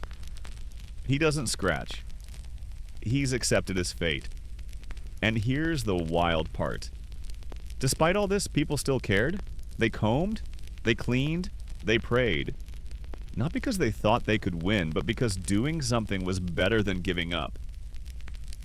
You step into a cottage where a woman boils vinegar with sage, dipping a cloth and wiping down the table, the windowsills, even the doorframe. "Keeps the ants away," she says. You nod and wonder, are medieval ants different? Bigger? Organized? You never find out. As night falls, you curl up in your very well-inspected hay pile. You tuck rosemary under your blanket. You check your sleeves. You whisper a warning to any flea thinking about wandering up your leg. Then you lie back, eyes wide, and hear the rats in the rafters playing tag with your sanity. Sleep tight. The dawn is red and low, and you awaken to a distant, unmistakable sound. One that silences birds, freezes villagers mid-step, and leaves you with a pit in your very medieval stomach. The church bell rings in sets of 4, then 5, then silence. The rhythm is wrong, too heavy, too urgent. You look around. Doors are shut. Windows closed. Even the goats look tense. You hear a whisper behind you. The plague's come back. And just like that, you're in the darkest corner of hygiene history. The Black Death, that grim old friend, has returned. It isn't the first time. It won't be the last. But this time, you're living through the stink, the panic, and the desperate, often ridiculous attempts to stay clean and safe. Let's set the scene. It's the mid-14th century. Something is sweeping through Europe, killing millions. You don't know it's Yersinia pestis, carried by fleas, riding rats, crossing borders on ships and carts and boots. All you know is people are dying, and fast. And when people die in massive, unexplainable numbers, the first thing they do, they blame the air. Bad air, they say. Miasma. Invisible poisons floating on the wind. You don't need to understand microbes to know that rotting things stink and sickness follows stench. The logic is flawed, but honestly not that far off. So you start trying to clean the air. You walk past a house where herbs hang from every window.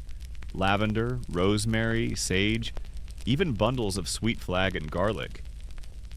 Inside, a woman boils vinegar with thyme, waving a cloth to waft the steam into every room. She's sweating, her eyes are wild. She believes this will save her family. Outside, you spot a plague doctor. Yes, that iconic figure. Beaked mask, long robe, leather gloves. He carries a wooden stick to poke people without touching them. His mask is stuffed with flowers and spices. You catch a whiff: rose petals, clove, cinnamon. It's like a walking potpourri demon. Historians still argue whether the plague mask was widely used or just theatrical, but the image stuck for a reason. It's terrifying, it's oddly beautiful, and it's utterly useless at stopping infection, but great at making people feel safer. You pass a group of men burning barrels of sulfur in the square. The smoke is thick and awful. Someone's shouting that it will choke out the bad air. You cough and step back. Another man fans the smoke toward a chicken coop. The chickens seem unimpressed. Personal hygiene shifts fast. Suddenly, everyone is obsessed with bathing, but not in water. That might open the pores. Instead, they dry bathe. They rub down with vinegar-soaked cloths, herbs, and spices. They wear fresh linen and change it often. A luxury for the rich, a desperate effort for the poor. You see a young woman rubbing her hands raw with rosemary water. Her brother dips his fingers in alcohol before touching anything. He's convinced it works. You don't argue. Fear has created a new kind of cleanliness. Ritualistic, paranoid, and oddly hopeful. People stop shaking hands, stop hugging, stop attending church. They start fumigating their homes, burning pine resin, juniper, even dung. Yes, flaming dung to drive away death. You pass a man swinging a censer, muttering prayers, the smoke rising in circles around his head. Behind him, a priest blesses a bucket of vinegar. It's then used to mop doorways. Another house is being scrubbed top to bottom with salt and ash. The family inside hasn't left in days. They're healthy, they think. At the edge of the village, you find the sick. They're kept outside the walls. Tents, makeshift huts, even holes dug into the hillside. They lie there, coughing, sweating, praying. You offer water. One woman shakes her head and whispers, "Don't touch me." Her eyes are clear. Her skin? Spotted. You step back. People hang signs on doors. Deus meus miserere. God have mercy. Others draw crosses in ash above thresholds. One man paints a black X on his livestock. For protection, or warning. In the town records, someone logs the dead. No names, just marks. Lines carved into wood. So many that the wood begins to crack. Then come the fringe beliefs. You overhear a man swearing that onions absorb the plague. He places one in every corner of his house. You hear another say that sleeping with raw turnips in your socks will draw out the death. A baker sells plague cakes with saffron and crushed emerald.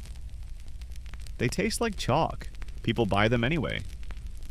Someone starts blaming the well. Then the cat. Then the woman with different colored eyes. Panic is a kind of infection, too. But there are bright moments. You meet a midwife who wipes each child's face with warm sage water every morning to keep them grounded. You see a friar teaching people how to make rose vinegar for cleaning. You watch a girl light incense not to hide smell, but to calm her grandmother's breathing. Because even in horror, humans look for comfort. One day a cart rolls through town carrying lime. It's poured into graves to mask the stench of decay. A young man sprinkles it around his home, hoping it will ward off sickness. The wind kicks up white dust. He covers his mouth and stares at the horizon. Then it slows. Weeks pass, fewer bells, fewer carts, fewer funerals. The plague retreats, temporarily. You sit under an apple tree with a cloth soaked in lavender pressed to your face. You survived. You're still not clean. Not by modern standards. But you've washed in rosemary and fear, vinegar and grief. You've scrubbed your soul with ritual and superstition. And for now, that's enough. Sleep tight. You make your way toward the tallest structure in the village, the castle. It looms above the town like a stone god with questionable plumbing. Flags flap from its towers, horses stomp in the outer yard, and the distant sound of metal on metal echoes through the cold air. Inside those thick walls, nobles, Lords? Ladies? Servants? Courtiers? Surely they must be clean. Spoiler. They are not. Welcome to the truth about royal hygiene, a tale of velvet, vermin, and very misleading portraits. You pass through the gates and immediately feel the change. The mud has been replaced by cobblestones. The air smells less like pigs and more like perfume, horse sweat, and expensive food that's just slightly past its prime. The illusion of cleanliness is strong. The reality, more complicated. Inside the main hall, a nobleman glides past you in robes lined with fur and stitched with gold. His hands sparkle with rings. His breath smells like garlic wine. He looks clean. But he hasn't bathed in 2 weeks. You know this because he just said so, proudly. Because here's the twist. Many nobles believed that bathing too often weakened the body. It opened the pores, let in bad air, invited disease. Sound familiar? The richer you were, the less likely you were to dunk yourself in hot water. Why? Because you didn't need to. You had servants to wash your linens, spritz your hands with rose water, and rub your face with honey-soaked cloths. Clean skin was less important than clean clothes. That was the real signal of wealth. And wealth in this castle hangs from every wall, walks on every staircase, and lounges dramatically in every overstuffed chair. You're escorted to the solar, a warm upper-floor chamber where ladies embroider by the fire. One of them waves you over, smiling with the faintest scent of jasmine clinging to her sleeves. She's just finished her morning routine, brushed her hair 100 strokes with a silver comb, dabbed her cheeks with vinegar and egg whites for clarity, and cleaned her teeth with a soft linen cloth dipped in sage ash. No soap, no water, just rituals. You peek at the vanity table. Tiny bottles hold oils, herbs, ground pearls. There's a carved ivory stick meant to remove earwax. There's a pot of saffron paste for her cheeks. There's even a small pick made from whalebone, used for scraping the tongue. Royal hygiene, you realize, is all about surface control. Servants keep things looking clean. They sweep rushes from the floor, change the straw, scatter herbs like confetti. But those rushes, they're hiding crumbs, hair, scraps of meat, bugs, and somewhere, an entire dead mouse. You walk past the guardrobe. Yes, even nobles use glorified poop chutes. This one's lined with stone, has a cushion, fancy, and a small window to let in the breeze, essential.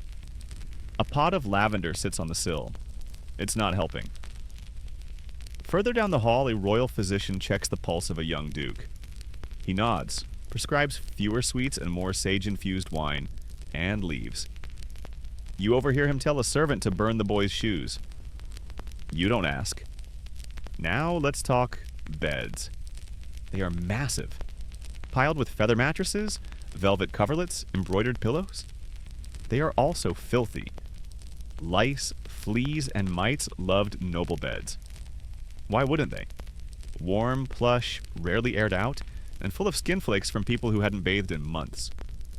You pass a servant holding a beater stick and a fur blanket. She's heading to the courtyard to flog the bedding. Not metaphorically. Literally beat the bugs out. Nearby, a footman gently scrubs his master's boots with wine. Wine. It disinfects. Kind of.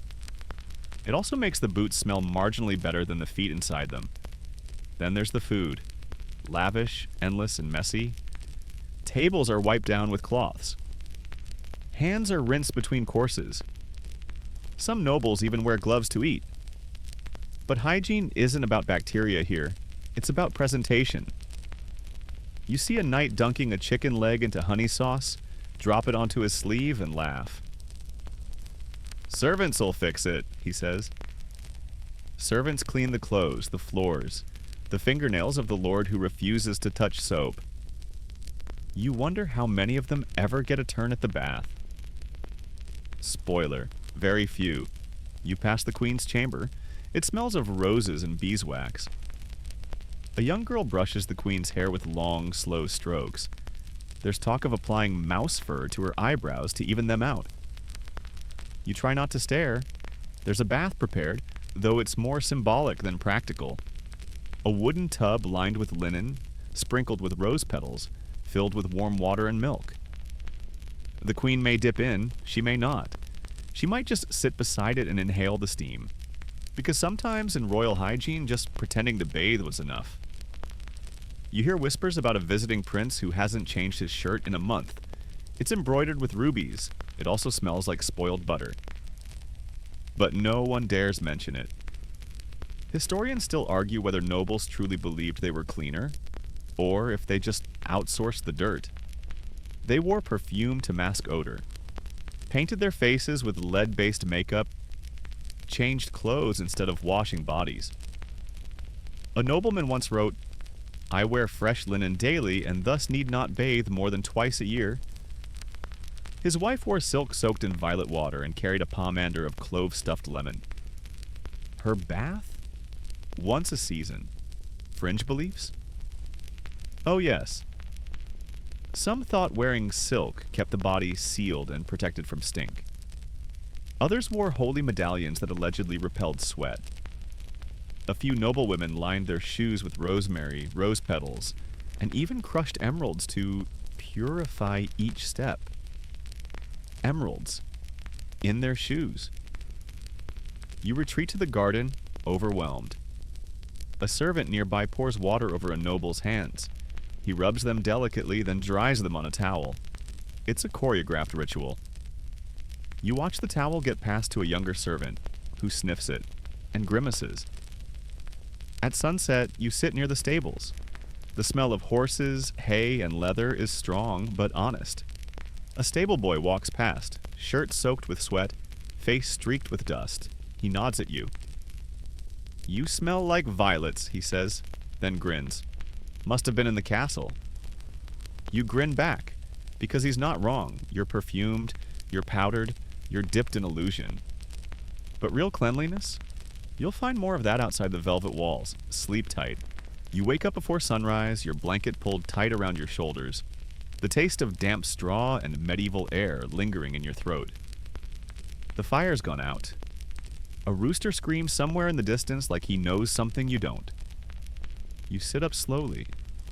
Everything aches, from your feet to your pride, to the space behind your eyes where you've been mentally filing every terrible smell for 2 weeks straight.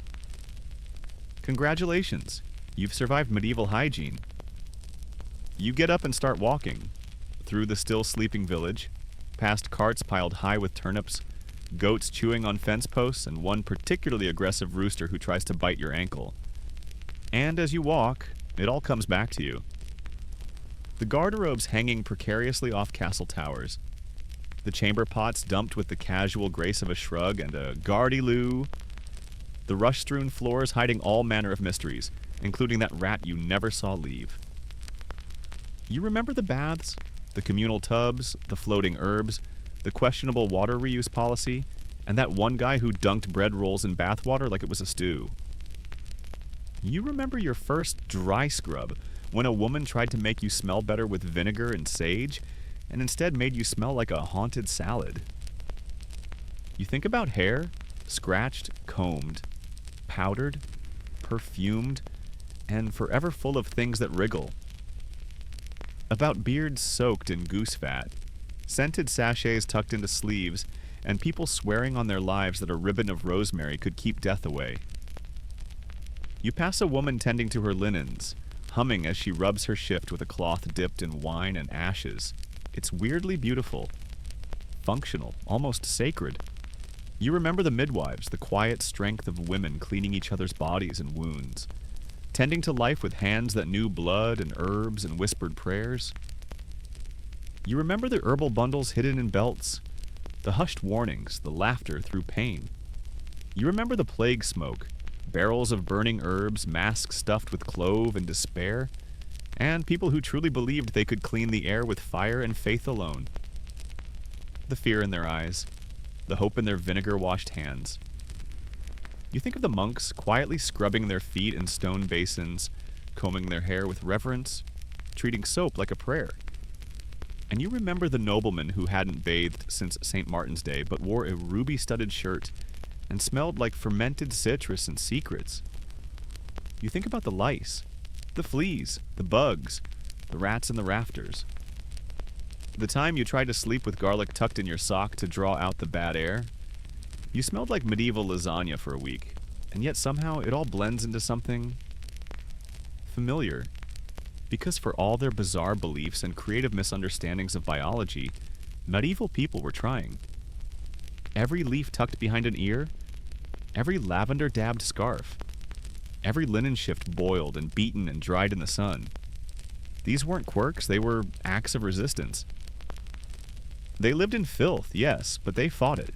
With herbs, with vinegar, with whatever they could scrape together in a world where dirt was a constant and comfort was rare. You keep walking. The sun creeps over the horizon, soft and pink, gilding the rooftops in a light that somehow makes even the mud look poetic. A child waves to you. She has wild hair and a shirt with 3 different stains. She's dragging a stick through a puddle. She's perfect. And in that moment, you realize something important. Medieval hygiene wasn't about being clean. Not really. It was about trying to be clean enough. Clean enough to sit with neighbors, clean enough to walk into church, clean enough to look at yourself in a warped bit of polished metal and think, okay, I'm still here. It was messy. It was flawed. It was sometimes completely unhinged, but it was human. And now, with your nose broken in, your hands scarred from vinegar scrubs, and your soul about 4 pounds heavier from the psychic weight of the word guardrobe, you lie back on a hay pile. The wind rustles the thatch above you. Someone's sweeping the square. Somewhere in the distance, a baby cries and a cow sneezes. You breathe in. You exhale, and you let it go. The fire is low now. Just soft crackles like gentle whispers in the silence. Your breath slows. Your thoughts stretch out like laundry drying in the breeze. Let the images of the day fall away. The chamber pots, the bathhouse steam, the whispered advice about turnips in your boots. Let them soften, blur like ink fading from an old manuscript. Picture clean linen fluttering on a line. Not perfect, not spotless, but clean enough. Let that linen sway in your mind, back and forth, back and forth. Think of the sound of combs brushing through hair, the gentle tug and release, the warmth of water poured from a clay jug, the scent of rosemary and smoke in the air, the hush of a monastery garden, the giggle of children chasing, lice with combs carved from horn. Let it all go now. You've wandered through the strange, surprisingly tender rituals of a world where cleanliness was a battle fought daily. Not with disinfectants or dermatologists, but with herbs, ash, and sheer stubbornness. Now you're safe. You're warm. You're out of the muck and the noise and the never-ending itch behind your ears. All that's left is this moment, this breath, this calm. You did it. You survived medieval hygiene, sweet dreams.